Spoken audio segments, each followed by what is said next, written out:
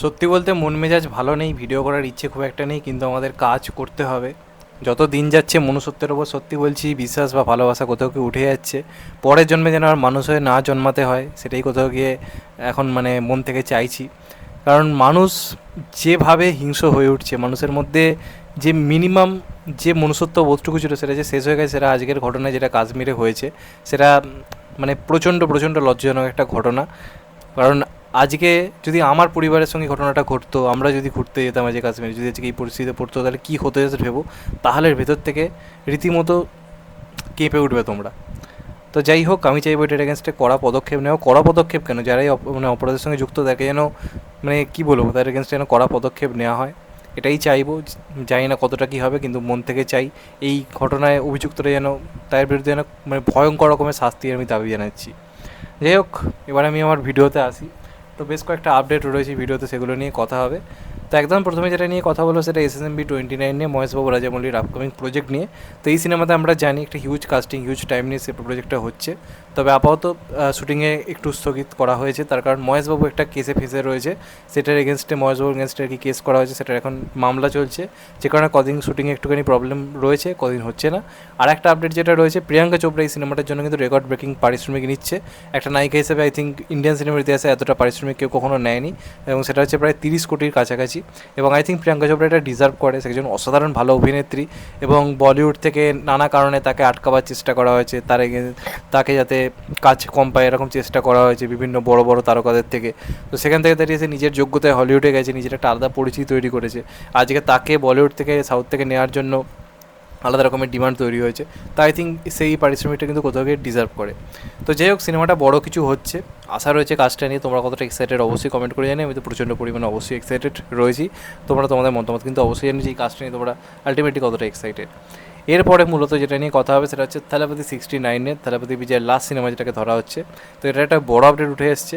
তো এই সিনেমাটা অলরেডি নিজের আর কি স্যাটেলাইট থিয়েট্রিক্যাল রাইটস এবং ডিজিটাল রাইটসে রেকর্ড ব্রেকিং একটা টাকা পেয়েছে, যেটা এর আগে লিও বা অন্যান্য সিনেমা যা পেয়েছে তার থেকে অনেকটাই বেশি। এই তথ্য রিসেন্ট টাইমে উঠে এসছে। প্লাস এখন যেটা বড় খবর যেটা জানা যাচ্ছে, 10 বছর পর আমরা কিন্তু আবার থালাপতি বিজয়কে পুলিশের চরিত্রে দেখতে পাবো। যারা নায়ক, এই যে সিনেমাটার নাম, সেখানে কিন্তু আফটার থেরি পর সম্ভবত পুলিশ তো আর হয়নিও, পুলিশের চরিত্রে তাকে লোকে আলাদাই পছন্দ করে থেরি সিনেমাটার পর থেকে, এবং ওটাই তার দাপট দেখার মতো ছিল। তো এই সিনেমা তাকে কিন্তু মানে শেষবারের মতো হয়তো আর একবার আমরা পুলিশের চরিত্রেই দেখতে পেতে চলেছি, এমন তথ্য উঠে আসছে। তো দেখা যাক লাস্ট অবধি কী হয়। তোমরা কতটা এক্সাইটেড এই আপডেটটা নিয়ে অবশ্যই কিন্তু কমেন্ট করে জানিও।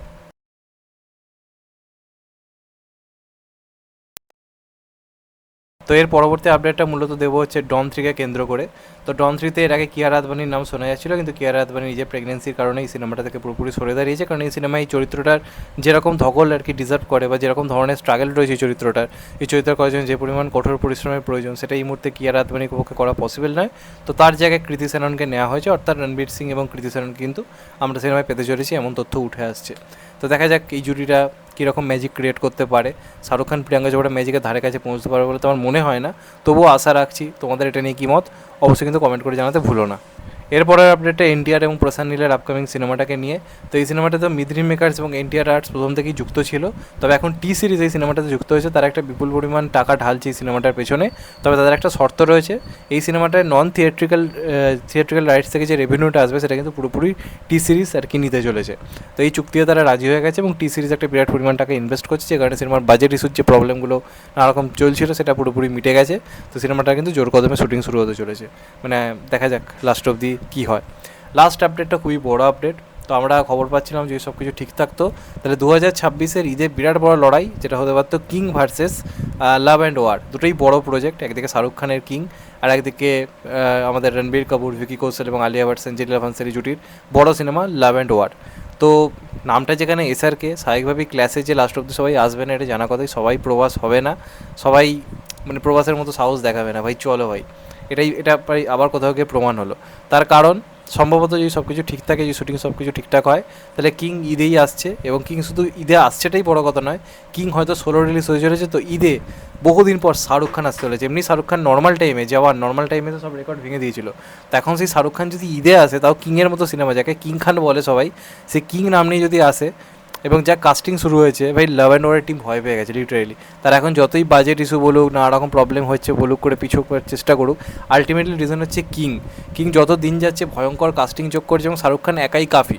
কেউ না থাকলেও শাহরুখ খান একাই সিনেমা ব্লকবাস্টার হিট করে দিতে পারে, সেটা 2023-এ প্রমাণিত হয়ে গেছে। ও যা বক্স অফিস 2023-এ দিয়েছে, আজকে 3-4 বছর ধরে গোটা বলিউড এসে সেই কালেকশন দিতে পারছে না। তো শাহরুখ খান কী সেটা প্রমাণ হয়ে গেছে। তো যে কারণে লাভ অ্যান্ড ওয়ার, সে যতই Ranbir Kapoor record breaking box office দিক বা ভিকি কৌশল যতই ছাওয়া দিয়ে দিক, দিনের শেষে শাহরুখ খান ব্র্যান্ডের সামনে কিন্তু সবারই কিন্তু একবার হলো পা কাঁপে। এটা কিন্তু আবার কোথাও গিয়ে প্রমাণিত। তো এটা ঈদে আসছে না লাভ অ্যান্ড ওয়ার, এবং এই সিনেমাটা খুব সম্ভবত কিন্তু আসতে চলেছে মোটামুটি 2026-এর মিডিল করে, মানে ধরে রাখো মোটামুটি হয়তো জুন জুলাই এরম টাইম হয়তো প্ল্যান করছে। তো দেখা যাক লাস্ট অব্দি কী হয়। তো এসআরকে একাই আসতে চলেছে ঈদে, তো এটা একটা বড় পাওনা সালমান খানের জায়গাতে। পরের বার এসআরকে আসছে, এবং এসআরকে আই থিঙ্ক ঈদে এটা ভয়ঙ্কর কিছু করে দেখাবে। তো যাই হোক, তোমাদের এটা নিয়ে কী মতামত কমেন্ট করে জানাতে ভুলো না। চ্যানেলটা নতুন হলে চ্যানেলটা সাবস্ক্রাইব করে দিও অ্যান্ড কেটে দেবে আইকন। ভালো থেকো সবাই, টেক কেয়ার, নমস্কার, আবার দেখাবে। এখন তো বাই, সবাই ভালো থেকো, সুস্থ থেকো, নমস্কার, টেক কেয়ার, আবার দেখা হবে। ভালো থেকো সবাই, টেক কেয়ার, নমস্কার, ভালো থেকো।